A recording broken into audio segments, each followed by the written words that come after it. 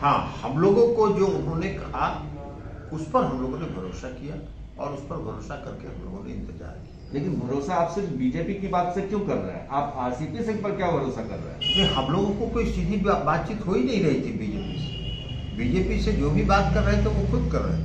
नमस्कार, news for nation देख रहे हैं आप। मैं हूं आपके साथ रश्मि। जब से आरसीपी सिंह केंद्र में मंत्री बने हैं तभी से जनता दल यूनाइटेड के बीच कुछ भी ऑल इज वेल नहीं है। आपको बताएं कि ललन सिंह की हमने वो नाराजगी देखी थी जब केंद्र में आरसीपी सिंह को मंत्री चुन लिया गया था। ऐसे में अब एक बार फिर से जनता दल यूनाइटेड के बीच ही बयानों का सिलसिला शुरू हो चुका है। आपको बताएं कि ललन सिंह की तरफ से एक बार फिर आरसीपी सिंह की कामयाबी पर सवाल उठाए गए हैं और कहा यह गया है कि सिर्फ और सिर्फ उनके बातों की वजह से ही 5 से 6 महीने तक हमने लंबा इंतजार किया और आखिरकार नतीजा ये हुआ कि हमारा गठबंधन बीजेपी के साथ यूपी चुनाव में नहीं हुआ। जी हां, आपको बताएं कि पहले जनता दल यूनाइटेड बीजेपी के साथ यूपी में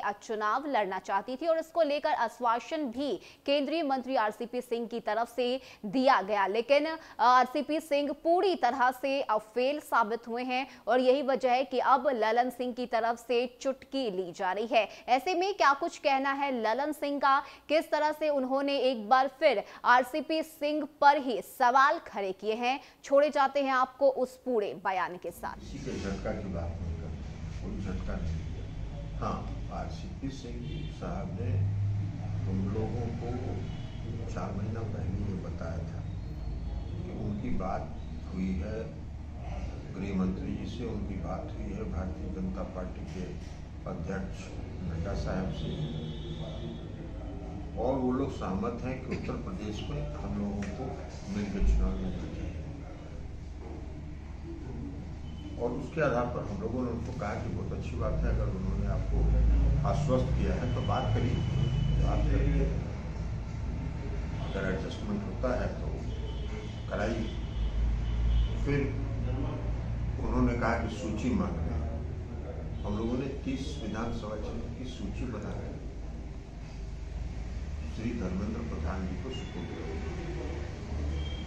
ये लगभग 1-1.25 महीने की बात है, जब पिछला पार्लियामेंट चल रहा था उसमें की बात है। लेकिन उसके बाद कोई निष्कर्ष नहीं आया, कोई सकारात्मक उत्तर बीजेपी की तरफ से नहीं आया। इस बीच में कई दौर की बातचीत हुई श्री आरसीपी सिंह साहब से। आरसीपी सिंह साहब ने कहा कि बात हो रही है और समय निकलता जा रहा था। इस बीच भारतीय जनता पार्टी के अध्यक्ष नड्डा साहब ने प्रेस कॉन्फ्रेंस करके दिल्ली में ये कहा कि उत्तर प्रदेश में हमारा जो गठबंधन है वो श्री संजय सहनी जी की पार्टी से और अपना दल से, तो थोड़ा चौंकाने वाला हम लोगों को लगा। और उसके बाद फिर हम लोगों ने आरसीपी सिंह साहब से बात की। आरसीपी सिंह साहब ने कहा कि नहीं ऐसा नहीं है, हो जाएगा। तो हम लोगों ने कहा कि ठीक है, हो जाएगा तो कम से कम भारतीय जनता पार्टी की तरफ से अधिकृत रूप से यह बयान भी आना चाहिए कि हमारी जनता दल यू से बातचीत हो रही है और जनता दल यू से भी हमारा गठबंधन हो सकता है। तो उन्होंने कहा कि शीघ्र हम करा देते हैं, तो अच्छी बात है, इसको होना चाहिए। नहीं हुआ 2 दिन तक। अब हमारे लिए मुश्किल था, नॉमिनेशन का शुरू हो गया था प्रारंभ, तो हम लोगों ने कहा कि अब हम और इंतजार नहीं कर सकते और हम लोगों ने 26 विधानसभा क्षेत्रों की सूची जारी कर दी।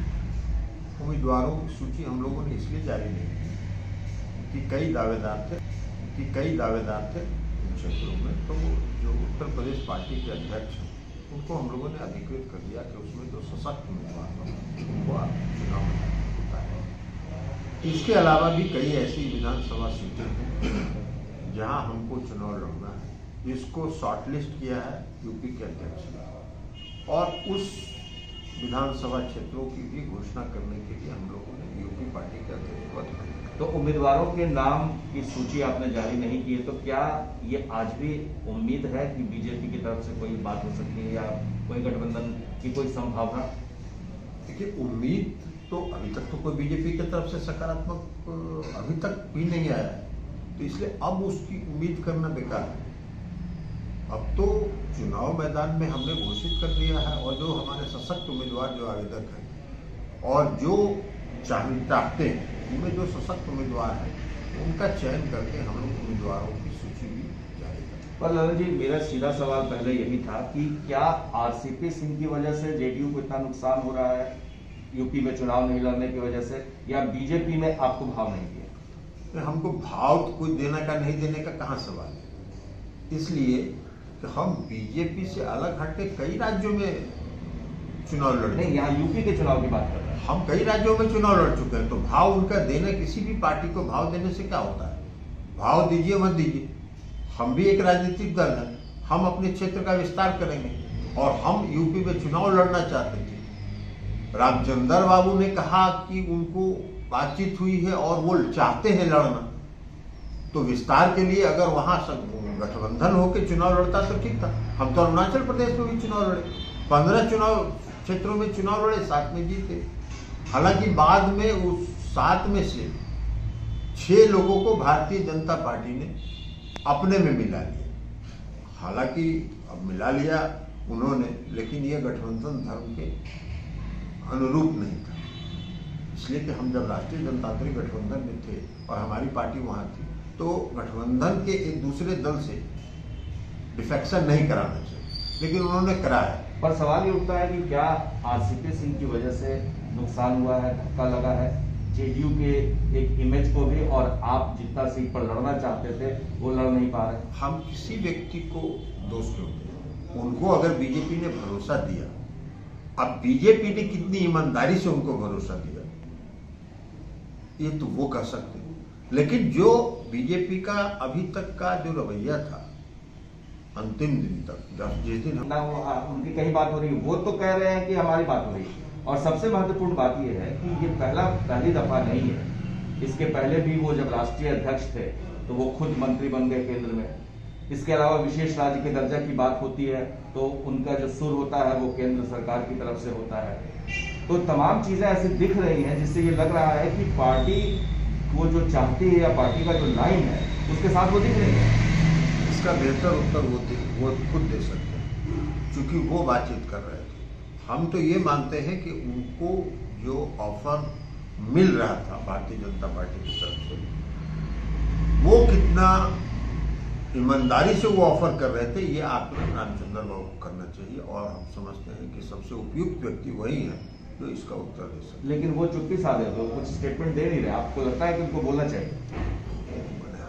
हम आपको कह रहे हैं कि अगर ये सवाल आप हमसे पूछ रहे हैं तो हम तो उसमें कहीं थे नहीं, तो इसका बेहतर उत्तर तो वो दे सकते हैं, हम तो उसके लिए सक्षम व्यक्ति नहीं। हाँ, हम लोगों को जो उन्होंने कहा उस पर हम लोगों ने भरोसा किया, और उस पर भरोसा करके हम लोगों ने इंतजार किया। लेकिन भरोसा आप सिर्फ बीजेपी की बात से क्यों कर रहे हैं? आप आरसीपी सिंह पर क्या भरोसा कर रहे हैं? हम लोगों को कोई सीधी बातचीत हो ही नहीं रही थी बीजेपी से। बीजेपी से जो भी बात कर रहे थे वो खुद कर रहे थे, और इसलिए बार बार इसके पहले भी हमने कहा कि श्री आरसीपी सिंह साहब अधिकृत है उत्तर प्रदेश के लिए। उसका कारण यही था कि उन्होंने ये बताया कि उनको ऑफर बीजेपी दे रही है और उनकी बातचीत सकारात्मक हुई है, तो उस सकारात्मक बातचीत को आधार मान के हम लोग इंतजार